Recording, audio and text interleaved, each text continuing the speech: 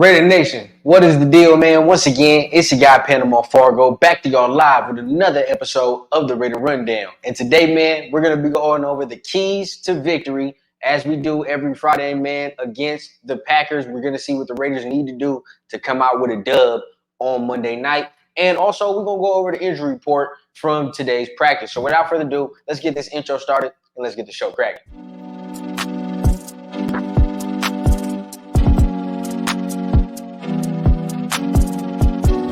Young guy, I had a dream that someday I would build the finest organization in professional sports.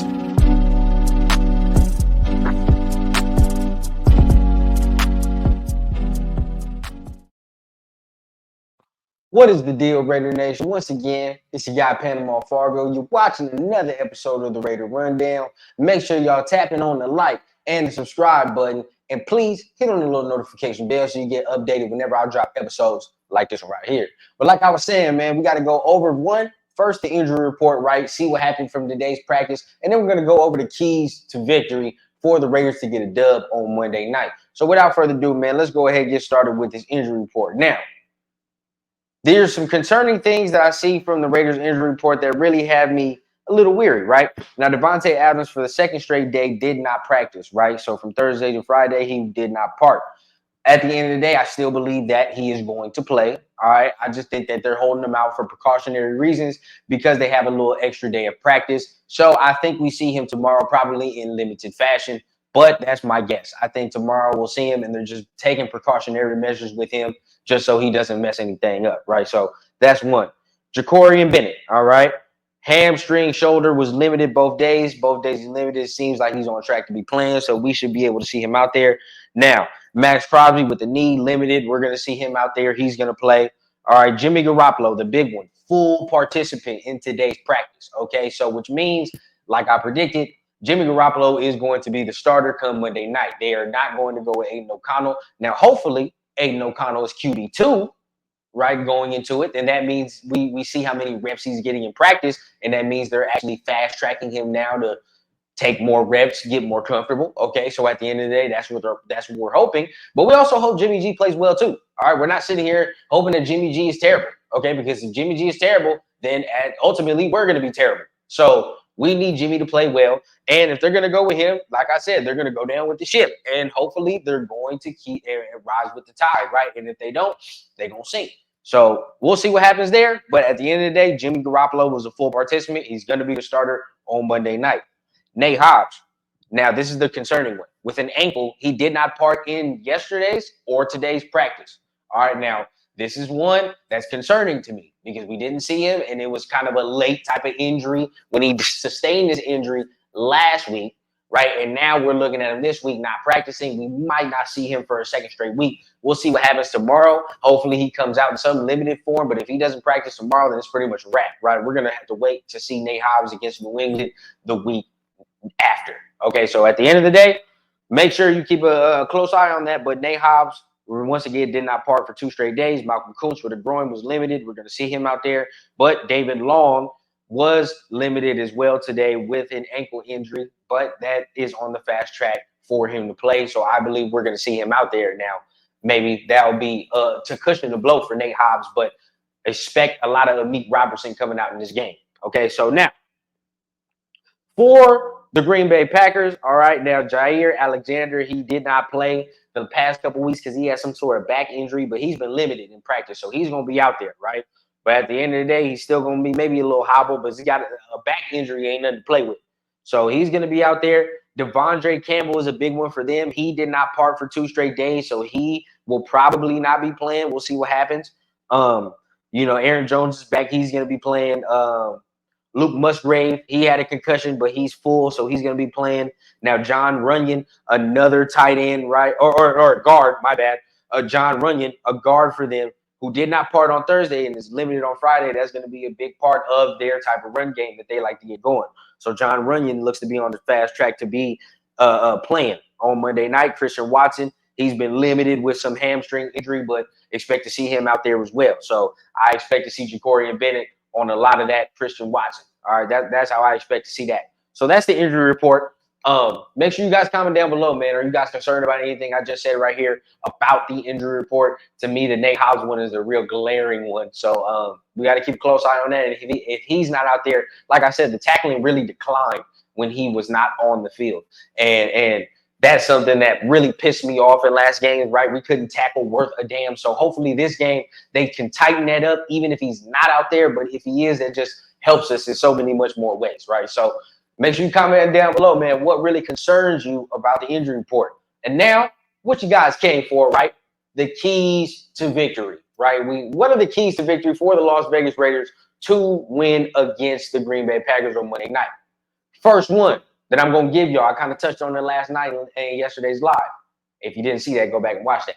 But you got to win the first half, okay? Now, it sounds simpler than what it is, but at the end of the day, you must win the first half. Both of these teams have a tendency to trail off in that second quarter, right? They trail off, let the other team get ahead of them, and then they have to fight and claw their way back in the second half. Okay, the Green Bay Packers kind of have the same theme going as we do. We have to win the first half. We can't just be good in the first 10 scripted plays, 10 to 20 scripted plays. We have to make adjustments, continue to put our foot on their necks, and really drive the point home that we are the better team. So in that first half, we have to get up. We have to get up big. Whether it be the physicality, whether it be the execution, whatever it is, man, we have to go ahead and put our foot on their necks in that first half and win the first half, right? Now, coming with that, getting a little more specific, right? We say it every week, and it has to come to fruition at some point. Josh Jacobs has to get going at some point. Now, we saw a little bit of him in some open grass last week, but really majority of it came in the pass game, right? So with this, we have to get it going on the run game, bro. And that is going to be the second key to victory, get the run game going. But for the third key to victory, the O-line has to show some consistency. The O-line has to play better, point blank, period, right? My dog's going dumb, but we have to play better as an O-line. We have to be more consistent. We can't just have two good plays here, one shitty play here, a false start, and now all of a sudden we're looking at 3rd and 13, right? We have to go ahead and play consistent as an O-line. So the third key to victory is O-line consistency. The O-line has to play better, okay? Now, fourth key to victory here, right? For the defense. This is mainly for the defense, but we say it all the time. You have to generate some type of pressure on Christian Watson, all right? Christian Watson, I'm sorry, Jordan Love. You have to generate some type of pressure on Jordan Love. Jordan Love cannot sit there and be allowed to just make a sandwich back there in the pocket, pat the ball like a baby, and go ahead and throw a 30-yard downfield to Christian Watson or Romeo Dobbs or somebody like that because the secondary cannot cover for 6 to 8 seconds, right? That's just the reality of the situation. So we have to sit there and say, as a defense, we have to get pressure on Jordan Love. You were able to generate some type of pressure on Justin Herbert last week, right? Last week, you were able to do a number of things to cause Justin Herbert to not feel comfortable inside the pocket. You have to do the same thing with Jordan Love this week. You cannot trail off against, let's say a lower tier quarterback. You can't make this lower tier quarterback look like Joe Montana or Aaron Rodgers or Brett Favre or any one of these motherfucking guys, right? You have to make sure that you are getting pressure. We say it every week, right? And the fifth key to victory, give us a full 4 quarters of football. Oh, please give us a full 4 quarters of football. It's that simple, right? We have to play team ball. If the defense gets the ball back, offense has to go down to generate some type of momentum and get some type of points, whether it be a field goal, whether it be a touchdown, something. And if the offense stalls out for a little bit, the defense can't just allow the other team's offense to come down and score a touchdown or get some points up, right? We have to be better. We have to be a better team, football situated team, right? And that probably didn't make no fucking sense. But at the end of the day, we have to be a better, what am I trying to say? Cohesive team. There we go. We have to be a better cohesive team. Because, like I say all the time, we're always giving up points before the half, right? Coming out as an offense, and then either the team gets the ball back and they're able to tack on 3 or 7 more points, or our offense comes out and we fucking stall. And they get it right back and do that same shit, either score another 7-3. So we have to play better on both sides of the ball and play more complementary football on both sides of the ball. There we go. Look, I'm starting to find my words, right? There we are. But at the end of the day, right, we have to play more complementary football. And that's what it is. So that's the 5 keys to victory. Let me know if you agree, disagree with anything that I said, right? What would you add or what would you put in to your keys to victory for the Raiders to win on Monday night? Make sure y'all comment down below, man. Y'all know I'm going to have a conversation with you. Make sure you're tapping on the like, tapping on the subscribe button, right? Hit on the little notification bell. And just want to tell y'all, I appreciate y'all from the bottom of my heart for everybody that really do be tuning into the channel, man. Raider Nation is family. And I really thank y'all for everything that has happened so far. So we on our way to upgrading this goddamn studio so far. All right, we on our way to upgrading. But it takes time. All right, your boy had to get a little bit of bread, right? And I'm not really doing this for money yet. I'm just letting y'all know. All right, yeah. All right, because your boy gonna have to make some type of residuals from this. But at the end of the day, as of right now, it's all for the love.